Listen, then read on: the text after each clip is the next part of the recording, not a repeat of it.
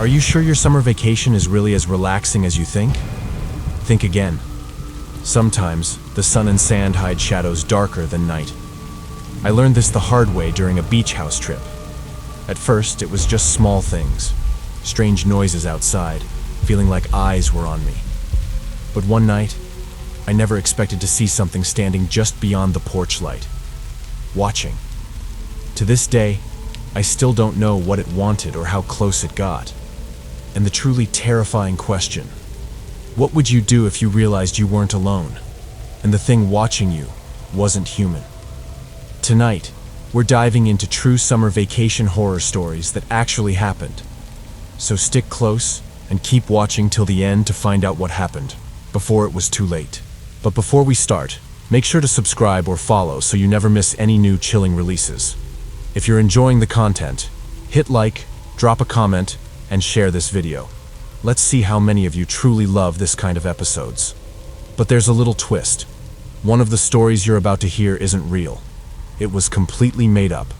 Watch till the end, try to guess which one, and leave your guess in the comments. Thank you for being part of this journey with me. And now, let's dive into the darkness together.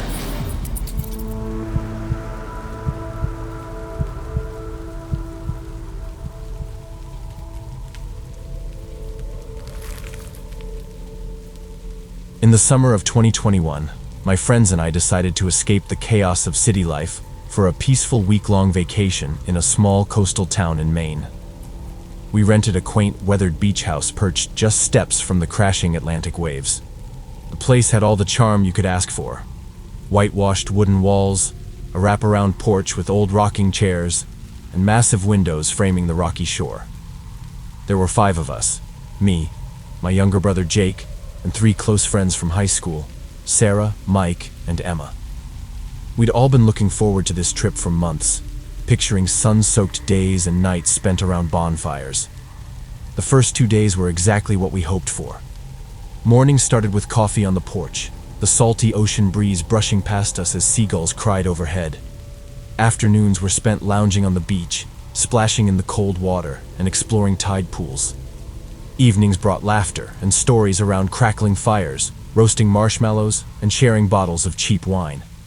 The town itself was sleepy but welcoming, dotted with small shops and seafood shacks. Locals were friendly but cautious. There was an unspoken history to the place that none of us fully understood. That history made itself known on our 3rd night. We'd returned from a long day of hiking along the rocky coast, all of us exhausted but happy. Jake and I took charge of cooking dinner in the cozy kitchen while Sarah, Mike, and Emma settled into the living room with a deck of cards and some beers. The fading sunlight streamed through the windows, casting golden hues over the old hardwood floors. After a while, I stepped out onto the porch to breathe in the fresh ocean air. That's when I saw him. A lone figure standing at the edge of the sand dunes, his silhouette barely visible against the darkening sky. He was perfectly still, watching the house with a chilling intensity that made my stomach twist. I blinked hard, trying to convince myself it was just a local taking a late walk, maybe even a fisherman heading home. But the way he stood, rigid, silent, something about it screamed wrong. I went back inside and told Jake, but we both shrugged it off, not wanting to ruin the night. The others didn't notice anything unusual as we sat down to eat. Then, just as the sky deepened into twilight, the power flickered and went out. The entire house was swallowed by darkness, except for the faint glow of the moon and the restless sound of the ocean outside. We scrambled for flashlights and candles, our laughter from earlier now replaced by uneasy silence. When I glanced out the window again, my blood ran cold. The figure had moved closer, now standing right at the base of the porch steps, barely illuminated by the moonlight. His face was still hidden in shadow, but I could see the outline of a ragged coat and a hat pulled low. My heart hammered so loudly I was sure everyone could hear it. "Did anyone else see that guy?" I whispered, my voice trembling. Sarah's eyes widened. "Yeah, I saw him too. What the hell is he doing here?" Suddenly the front door handle rattled violently. Panic surged through the room. The man was trying to get inside. We slammed the door shut and rushed to block it with a heavy wooden dresser we found in the corner. The pounding grew louder, harder, each slam echoing through the old walls like thunder. The man was yelling something, but we couldn't make out the words, just guttural, angry noises that sent chills down my spine. Then, a sound so eerie it stopped us cold. A deep, hollow laugh that seemed to crawl beneath the floorboards and wrap around our throats. It was mocking, sinister, and completely inhuman. We huddled together in the living room, clutching each other and whispering frantic plans. Someone tried calling 911, but the phone line was dead, cut, apparently, by whoever was outside. Minutes stretched into what felt like hours. The pounding on the door finally stopped. The silence that followed was thick, heavy, as if the house itself was holding its breath. The figure retreated into the darkness, disappearing as suddenly as he'd appeared. Just then, headlights flooded the driveway. A neighbor had noticed our frantic flashlight signals and called the police. The officers arrived swiftly, shining their beams into the night. They searched the perimeter but found no sign of the man. When they investigated the phone line, they discovered it had been deliberately severed, and neighbors whispered about a local drifter who had been known to break into empty vacation homes along the coast. We were lucky. That man could have forced his way in at any moment. For the rest of the week, none of us slept well. We kept every light on, locked every door and window, and never left the house without someone watching. The ocean, once our escape and joy, now felt like a restless predator lurking just beyond the dunes. What should have been a carefree summer vacation became a haunting reminder that even the most beautiful places can hide terrifying secrets.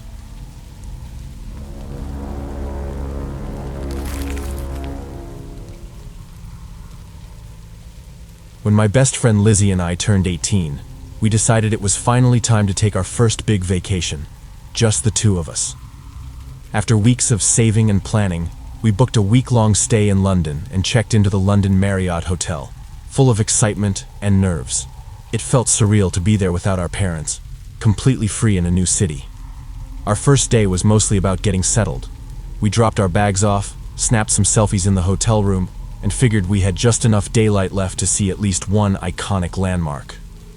Naturally, we headed to see Big Ben, the legendary clock tower every tourist wants a photo with.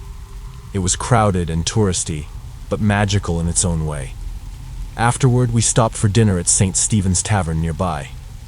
It was pricier than expected, but thankfully our dads had agreed to fund this graduation trip, so we didn't worry too much. By the time we left the tavern, it was around 9 p.m., and the energy of the city at night had us buzzing. We decided we weren't ready to go back to the hotel just yet. Instead, we wanted to check out some of London's nightlife. We were looking up nearby bars on our phones when a guy, probably in his early 20s, tall, charming, and effortlessly cool, overheard us talking. He approached us with a grin, clearly confident. Normally, I would have ignored a random guy approaching me on the street. But something about him seemed charismatic. He told us about a big party happening that night, an apartment party hosted by one of his wealthy friends, and said 2 American girls like us would be perfect guests. Lizzie and I exchanged a quick glance and laughed. It sounded sketchy, but also kind of thrilling. We agreed to go, and he said the party wouldn't start until 11. He asked for my number so he could text us the address. I gave it to him, and after a casual goodbye, he disappeared down the street. Back at the hotel, we were giddy, buzzing from excitement and vodka. We changed, did our makeup, and pre-gamed way harder than we should have. At around 10:45, I got a text with the apartment address. It was just a short 15-minute Uber ride away. We marched into the street, already tipsy and laughing way too loud. The apartment building was nothing like what we were used to back home. Old, with beautiful but slightly eerie architecture. We buzzed in using a code the guy had given us, and without a word, the door unlocked. We took the elevator to the 5th floor. My heart was racing, part nerves, part anticipation. When we knocked, there was no music, no laughter, no crowd. I thought maybe we were in the wrong place. Until the same guy from earlier opened the door and greeted us with a hug. Inside, it was dead quiet. I asked where everyone was, and he said it was still early. The party would pick up soon. But everything felt off. The apartment was much smaller than I imagined for someone who claimed to be rich. We asked where his friend was, the one hosting, and he told us he was getting ready in the other room. He invited us to sit and make ourselves comfortable. Lizzie and I sat on the couch, trying not to show how uncomfortable we suddenly felt. The guy sat next to me, way too close. Then, without warning, another man appeared from a dark hallway. He was bigger, older, and didn't say a word. He just walked slowly toward the apartment door and stood there, facing us. My stomach dropped. The guy next to us tried to keep the small talk going. "Where are you from? Is it just the two of you visiting?" The questions sounded casual, but there was something predatory about how they were being asked. He got up to get us drinks. The silent man by the door didn't move, didn't speak. He just stood there, like some kind of sentry. Lizzie was sitting to my left, partially out of view from both men. I leaned over and whispered, "Call 999, now." She pulled out her phone and started tapping quickly. Not a full call, but enough to let the operator know we needed help. Then she called out, loud enough for them to hear, "This is apartment 5C, right?" The man at the door spoke for the first time, his voice deep and emotionless. "Yes." I whispered again, "Don't drink anything they give us. Stall." The guy returned with drinks in hand, and I had to act fast. I put on my best fake, giggly, ditzy persona and suggested we play a party game. Something simple like, "Would you rather?" The guy played along, though I noticed his eyes flicking to the door every few seconds. He kept nudging us to drink. "Come on, loosen up a little. It's a party." We kept declining as politely as possible, making up excuses, pretending we were already tipsy. Tension was rising. I could feel it in the way he was looking at us. Then the bigger man stepped forward and growled, "Drink your drinks!"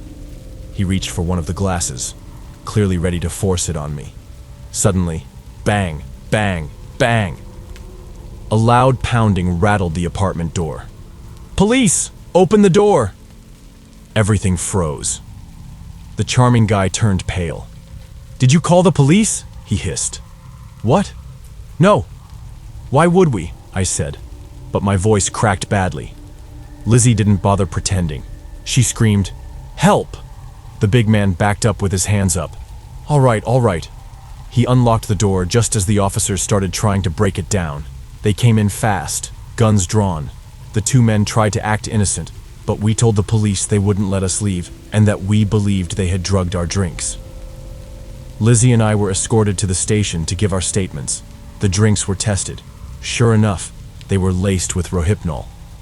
We later found out the man wasn't connected to any rich friend. It was all a setup.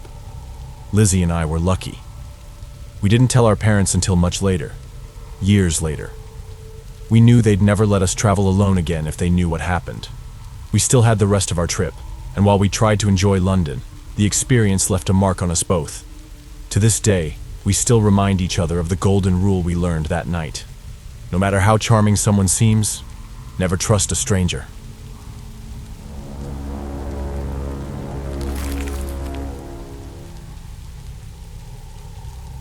It was the summer of 2019, and my parents and I decided to take our usual family vacation. Every year, we'd pick a different place to spend a week together and unwind. That summer, we settled on Daytona Beach, Florida. I was 17 at the time, and the only child, so it was just the three of us, Mom, Dad, and me. Some extended family joined the trip too, but because we booked our hotel a bit too late, none of us could find rooms near each other. We had a few group outings planned, but most of the trip was going to be spent separately. That first day, after hours on the road, all we did was settle into our hotel room, relax, and catch up on some much-needed rest. Later that evening, after the sun had gone down, my parents suggested we all take a walk down to the beach. I wasn't exactly thrilled by the idea. I was tired, and strolling along the shoreline in the dark didn't sound exciting. But I was really into photography at the time, and I figured I could get some cool shots of the moonlight bouncing off the waves. So I grabbed my camera and tagged along. We wandered the beach for about half an hour. Eventually, my parents drifted off down the shoreline while I stayed back, more focused on my camera than the walk. Feeling wiped out, I told them I was going to head back to the room on my own. Back at the hotel, I hesitated for a moment before locking the door, but chose not to. I was the only one with a key. and I didn't want to be woken up later if my parents got back and couldn't get in. That small decision would come back to haunt me. As soon as I hit the bed, I was out cold. Hours later, I was jolted awake by the sound of my mom urgently whispering my name. The hotel room had 2 beds. Theirs was near the door, mine was closer to the window. I groggily rolled over and asked what was wrong. Her face was pale, frozen in shock as her wide eyes locked onto mine. Then, almost mechanically, she turned her head back towards something behind her. I followed her gaze, and that's when I saw him. A tall, dark figure draped in black, hood up, standing silently at the foot of their bed. It was like every muscle in my body locked up. I tried to scream, but my voice caught in my throat. My mom reached over and nudged my dad, whispering to wake him. The hooded figure didn't move, didn't flinch, didn't speak. He just stood there. Finally, my dad stirred, and the moment he sat up and saw what we were seeing, the intruder suddenly turned and sprinted toward the door. My dad leapt out of bed and chased after him. My mom screamed, louder than I'd ever heard before. I scrambled to follow, but by the time I reached the hallway, both the figure and my dad were gone. A few minutes later, my dad came back, winded, angry, but unharmed. He'd chased the man as far as the lobby before losing him outside. My mom called the police immediately, and when officers arrived, we gave them our full account. It turned out we weren't the only ones. A few other guests at the hotel had also reported something strange that night. One of the front desk workers even said they'd seen a man going from door to door, quietly trying to open them, looking for one that had been left unlocked. We realized then that somewhere between me getting back to the room and my parents arriving, that man had slipped in. I had left the door unlocked, too tired to think straight, and he must have quietly hidden, possibly in the bathroom, closet, or behind the curtains, until my parents returned and went to sleep. Only when the room was completely still did he creep out and stand over their bed. To this day, none of us knows what he wanted. Nothing was stolen. He didn't say a word, and no one ever caught him. We finished the rest of our vacation, but it was nothing like we had planned. We barely slept, kept every door double locked, and were constantly looking over our shoulders. What should have been a relaxing getaway turned into a week of tension and fear, all because of one quiet, uninvited visitor in the night.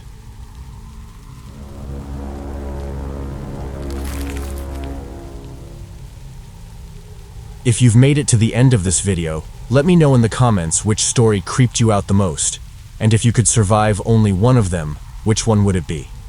Don't forget to drop your guess. Which story do you think was the fake one? Also, if you enjoyed the episode, hit super thanks if you're on YouTube, or send us some stars if you're on Facebook to show some love and make your comment stand out. Want to go next level? Get early access to upcoming episodes, exclusive members-only content, and much more by joining our YouTube membership or becoming a Patreon supporter. Trust me, you don't want to miss what's waiting there for you. Don't forget to like, share, and catch up on our previous episodes. And now, stay tuned for the next horror episode.